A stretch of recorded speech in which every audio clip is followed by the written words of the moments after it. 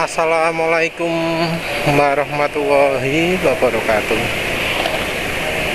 Penulis cukup kaget juga ya, ada postingan yang menyebut kalau pakai HDEO PCMO itu bisa sampai ada yang kebuntu-buntu gitu. Jadi ada yang buntu, terus ada juga yang apa jenenge, yang jadi rembes, bocor dan segala macam. Ini ngomongnya ceritanya di grup yang isinya menggunakan HDEO atau oli heavy duty diesel engine oil, olinya mesin diesel, sama PCMO passenger car motor oil, olinya mobil di motor. Jadi kasus yang pertama ada olinya jadi bikin mampet di mana-mana. Yang kedua adalah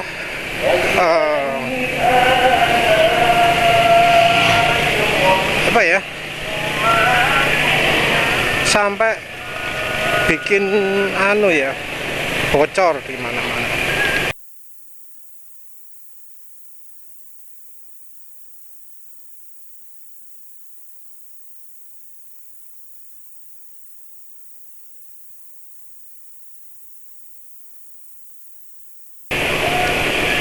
Entah ya kok nyalakan gitu ya.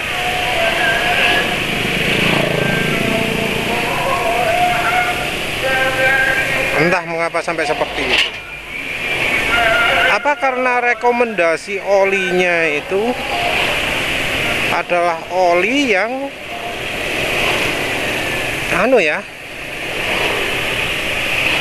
yang apa jenenge,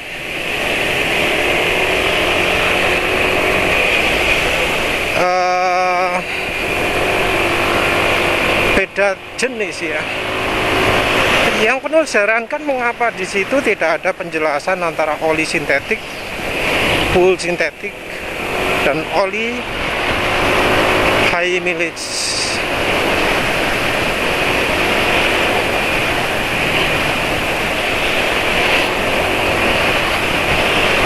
Jadi katanya yang mengalami kasus itu terutama kendaraan-kendaraan lama ya.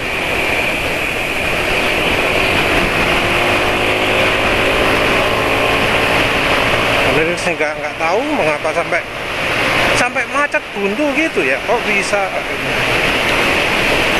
Bagian apa di oli yang bikin buntu itu?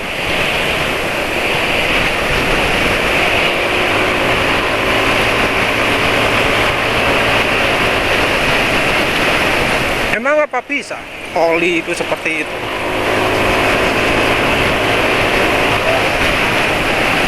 Iya, seperti yang video penulis upload sebelumnya. Orang itu sering salah asumsi ya.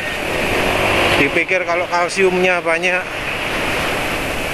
dipikir kalau magnesiumnya banyak maka bisa oke. Oh ya, penulis juga nggak tahu kategori oli motornya yang kayak gimana aja, kategori oli PCM HDEO nya yang kayak gimana gitu, nggak dijelaskan sayang ya, nggak dicontohkan kasusnya bagaimana gitu ya. Kalau oli motornya oli bawaan ya, oli AHM oil atau Yamalub atau SGO yang kekentalannya terlalu encer gitu, yang katanya olinya full sintetik gitu, menurut penulis kalau kemudian pas nyoba oli yang full sintetik ya, yang kalsiumnya banyak itu terus jadi mampet di mana-mana. Kalau lihat penjelasan sebelumnya rasanya wajar ya.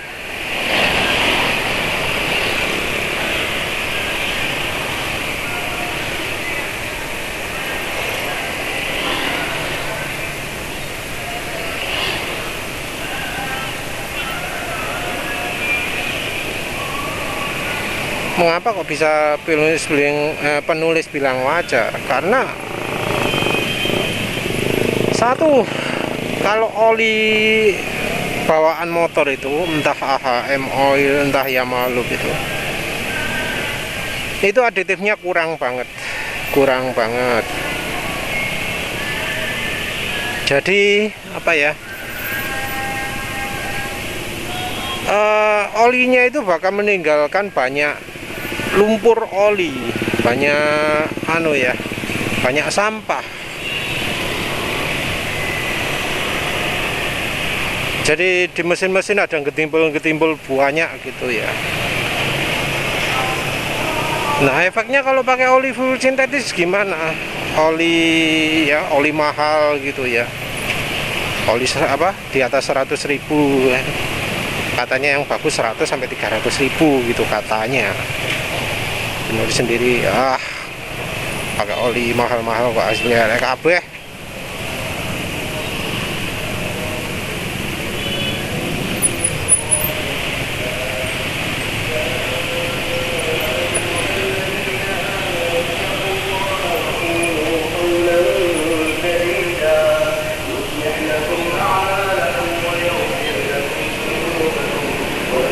Nah,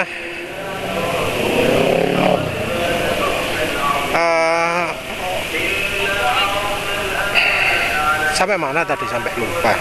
Lihat kendaraan berhenti tadi. Wah, lupa.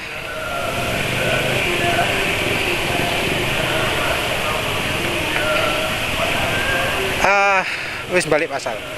Oli bawaan AHM Oil dan Yamalub itu menurut nulis terlalu miskin aditif dan terlalu cepat rusak. Entah itu yang AHM Oil apalagi yang PS2, wis yang buatan Idemitsu itu wis cepat rusak itu. Lawang yang SPX2 aja nggak begitu bagus kok, yang buatannya Federal. Dulu buatan Repsol mungkin masih lumayan ya, yang Federal itu kan lebih encer lagi. Nah itu terus jadi nggak lumayan. Terus Yamalub yang buatannya sama kayak pembuat Eneos ya Pak, dari Nippon Oil, itu juga minim aditif menurut penulis. Di motor ini 400 km sudah hitam gitu ya.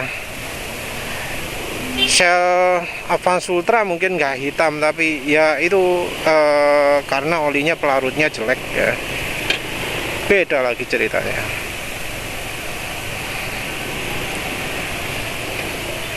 Nah, pakai oli bawaan itu resiko keraknya besar karena olinya cepat rusak.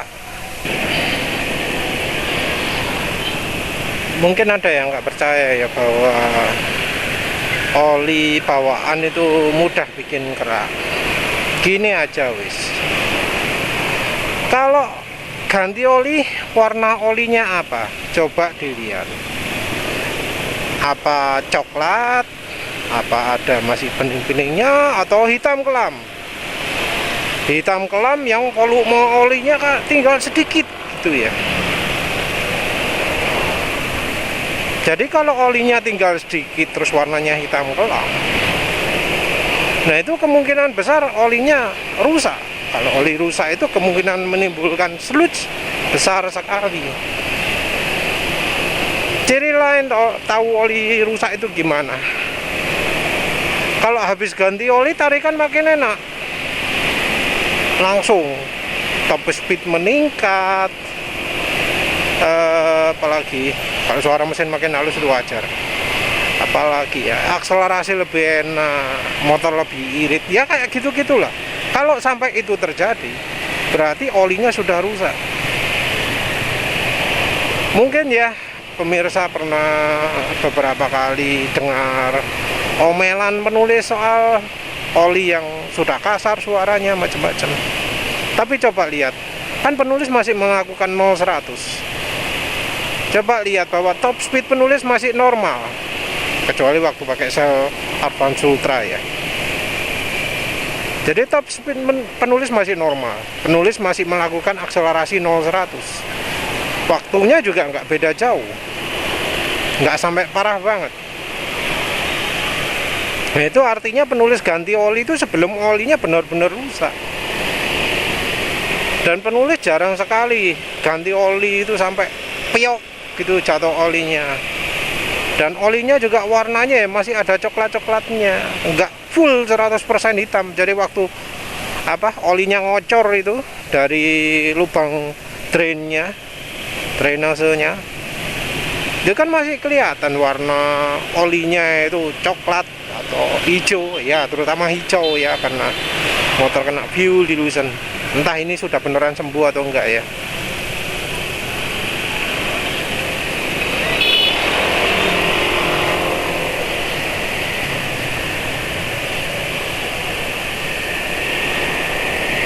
Nah itu oli jelek. Nah, timbul masalah ketika menggunakan oli rekomendasi. Yang jadi masalah adalah karena mereka selalu rekomendasinya oli yang full sintetik. Jadi disebut kalau olinya mineral maka pakainya segini, oli semi sintetik pakainya segini. Penulis nggak ngerti kriteria mereka menyebut mineral itu dari mana. Apa nuruti ucapan pabriknya, oh oli ini adalah oli mineralnya, oh berarti ini oli mineral.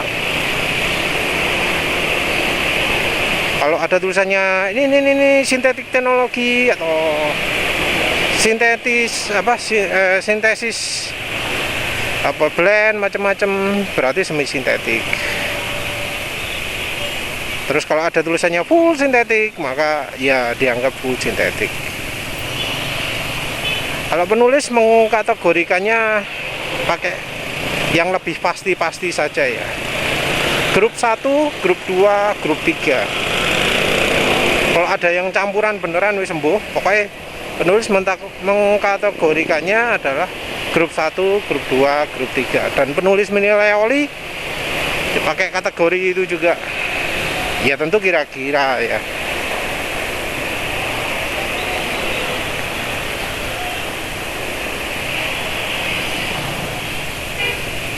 Karena ya namanya oli ya, kita nggak tahu, ada yang pabrik jujur, ada yang pabrik bohong.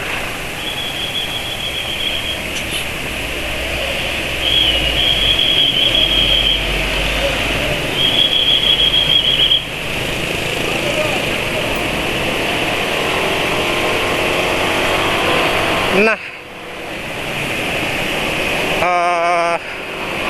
kalau dari kategori, iya, oli-oli bawaan pabrik menurut penulis adalah grup 2 dan grup 3.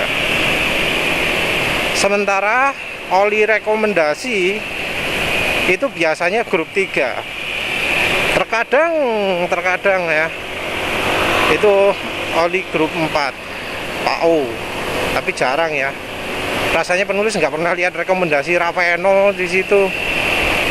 Ravenol yang full 100% PAO ester ya. PTT Super Challenger Superbike juga rasanya nggak pernah lihat. Full sintetik yang disebut di situ penulis anggap adalah cuma grup 3+.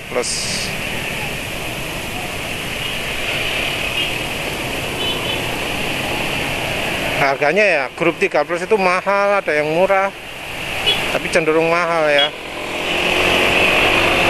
Grup 3+ mahal itu apa contohnya? Motul, Ippone, ya merek-merek Jepang lain.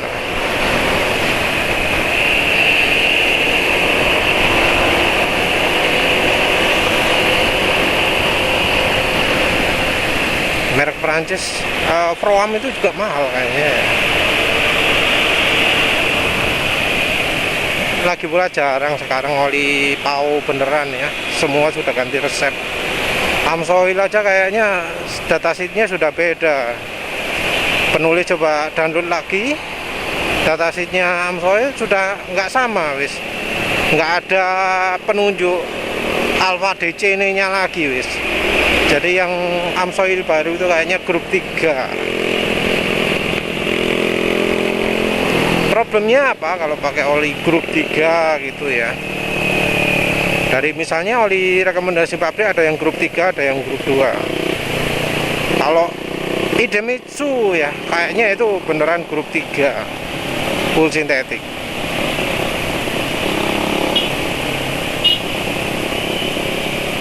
Yang Yamaha juga kalau yang full sintetik rasanya full sintetik beneran, artinya grup 3.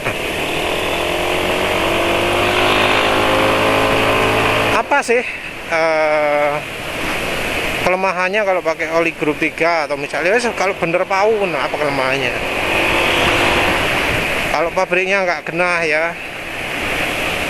olinya itu akan punya daya larut yang buruk. Ini sekarang asumsi. Kalau daya larutnya buruk, apa yang terjadi? Ya kan tujuannya ada kalsium, ada magnesium, itu adalah untuk menghancurkan kerak ya, biar mudah larut. Nah, tapi olinya sendiri daya larutnya jelek. Nah, kombinasi antara daya hancurnya kalsium macam-macam dan daya larut oli yang jelek ini membuat kotoran itu jadi mudah berpindah-pindah. Jadi kotorannya itu sama kalsium sama magnesium dibuat bisa bergeser. Sementara olinya itu saking full sintetiknya nggak bisa melarutkan. Jadi kalau larut, warna oli akan langsung jadi gelap. Begitu pakai full sintetik, begitu pakai oli ya, oli yang punya daya pembersih bagus, punya daya larut bagus, itu harusnya oli jadi hitam. Harusnya. Jadi begitu pertama pakai langsung hitam. Nah, kalau yang setahu menulis oli-oli full sintetis yang kelas tinggi-tinggi, yang ya wes jual kata-kata tok ya, bukan oli bagus beneran, itu akan membuat akan tetap bening walau sudah pakai itu. Jadi padahal sebelumnya olinya berkerak ya. Begitu dipakai olinya gimana kelihatannya? Oh, tetap bening gitu ya, tetap bening. Jadi walau sebelumnya keraknya banyak tapi tetap bening, tapi tahu-tahu mampet gitu. Nah, itu menurut penulis kayak gitu. Karena kalau olinya bisa larut beneran, pasti akan disertai oleh warna oli yang jadi makin gelap, langsung jadi makin kental. Soalnya ada yang terjadi seperti itu. Ditambah minyak goreng langsung jadi kental ya,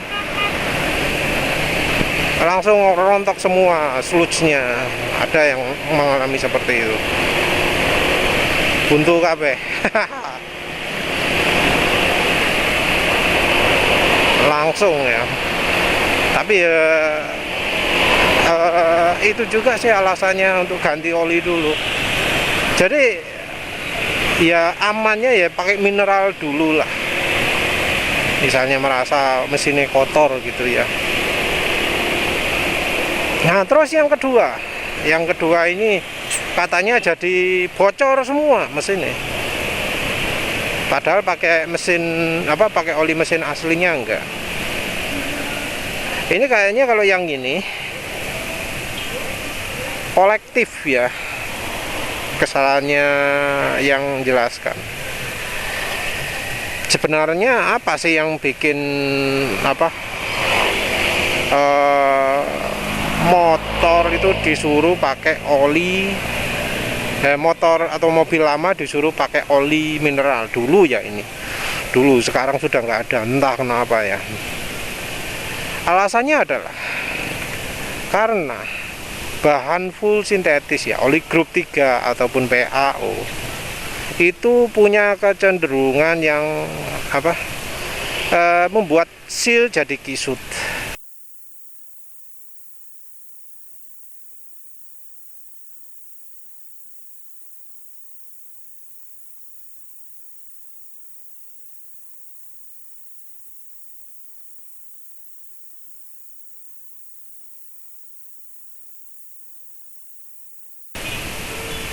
Tentu kalau oli yang sudah beneran lulus API ini jarang sekali ya.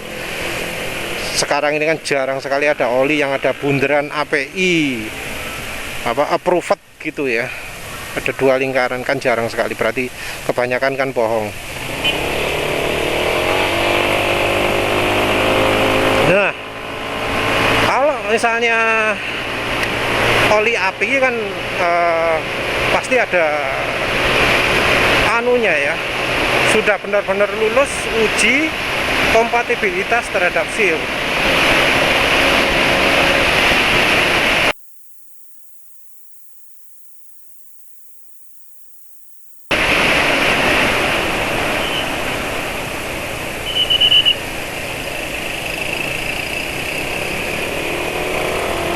Tapi kan ya di pasaran kebanyakan palsu semua API-nya.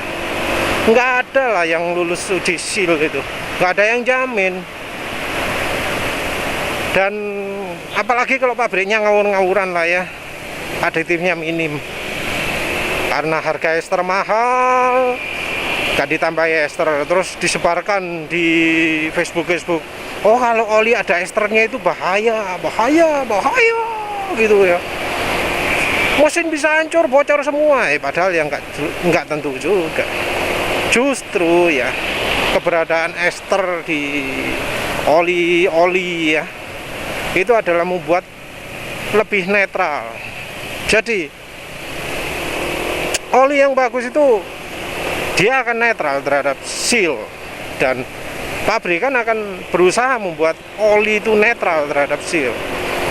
Bahan PAO, bahan oli grup 3, gas to liquid, ya pakai gitu-gitu, share pur plus, itu kan membuat seal kisut, membuat seal mengkerut. Oleh karena itu ditambahkanlah ester atau ya oli grup 1 atau apapun lah, maka di blending. Tujuannya apa? Agar bisa netral terhadap seal. Selain itu juga untuk meningkatkan kemampuan pelarutan juga, kemampuan pelarutan terhadap aditif atau terhadap kotoran juga. Bonusnya juga meningkatkan film strength, jadi lebih licin olinya. Nah, dari yang begitu itu jadi apa ya? Jadi malah ya oli yang semi sintetik, yang blend justru yang lebih bagus. Tapi ya kecenderungannya sekarang orang ngomong full sintetis yang paling bagus. Dipikir kalau full sintetis pasti sip, padahal ya enggak. Kalau pabriknya ngawur, oli full sintetis nggak dicampur apa-apa, ya yang terjadi adalah di kendaraan lama ya, seal-sealnya jadi kisut. Kalau sudah kisut ya bocor semua. Nah, makanya lah ya, yang dari pabrik olinya sendiri pun khusus untuk kendaraan lama, mereka mengeluarkan yang namanya oli high mileage, oli umur lama. Mobil One punya, Valvoline punya, Petronas punya, apalagi ya Castro kayaknya punya, Shell juga punya bahkan.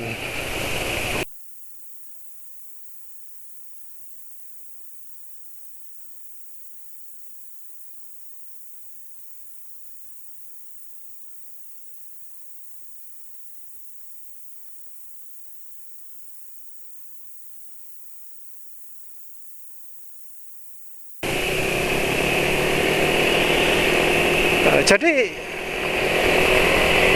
gimana ya, dari pabrikan oli sendiri sudah memberi ancang-ancang lah ya, kalau mobil sampean umurnya segini pakailah oli high mileage. Itu dari pabrikan oli. Entah mengapa sampai Indonesia itu jadi hilang gitu loh. Di Indonesia itu jarang orang jualan high mileage, karena dari grup-grup oli itu nggak kenal istilah oli high mileage. Nggak ngerti mereka gitu loh. Dipikir kendaraan tahun berapapun harus pakai full sintetis. Nah, itu ngawur, salah itu, nggak bener itu.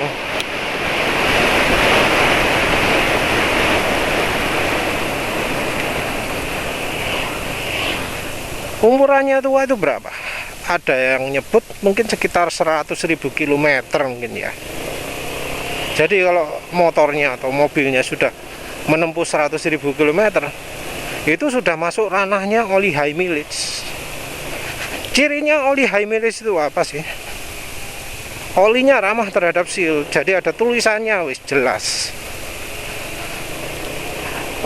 Oli ini membuat seal tidak mengkerut, jadi bisa agak mengembang, sehingga dijamin mobil nggak akan bocor.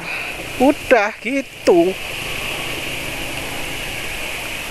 Jadi kalau misalnya ya sudah punya mobil lama gitu, terus pakai oli full sintetik, ya wis. Dari pabrikan menyarankan pakai oli high mileage, kok ngeyel pakai oli full sintetik, gara-gara nurutin orang-orang grup oli di Indonesia.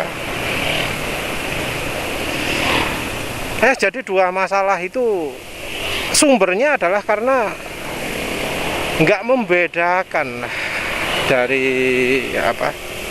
bahan olinya antara grup 1, 2, 3, dan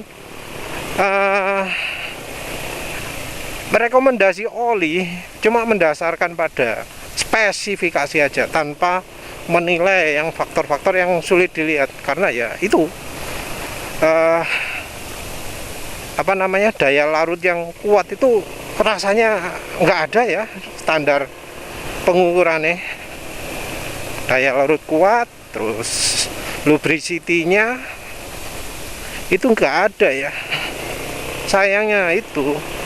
Jadi dua faktor ini dari sisi lubricity dan solvency ini sering diabaikan ya. Jadi dipikir ya seperti penjelasan penulis sebelumnya, kalau kalsiumnya banyak, magnesiumnya banyak, pasti mesin bersih. Bohong. Penulis pakai oli biasa, Fastron Techno 15W50.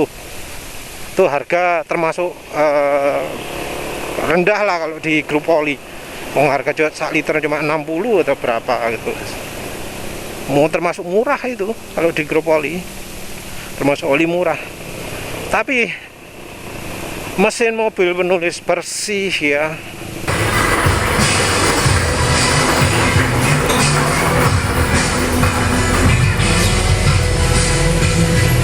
celing itu, padahal dalam kondisi mesin nggak dipakai seminggu gitu. Gitu aja lah ya. Jadi hati-hati ngikutin petunjuk, karena ya penulis termasuk salah satu korban. Sudah begitu saja. Terima kasih sudah menonton. Assalamualaikum warahmatullahi wabarakatuh.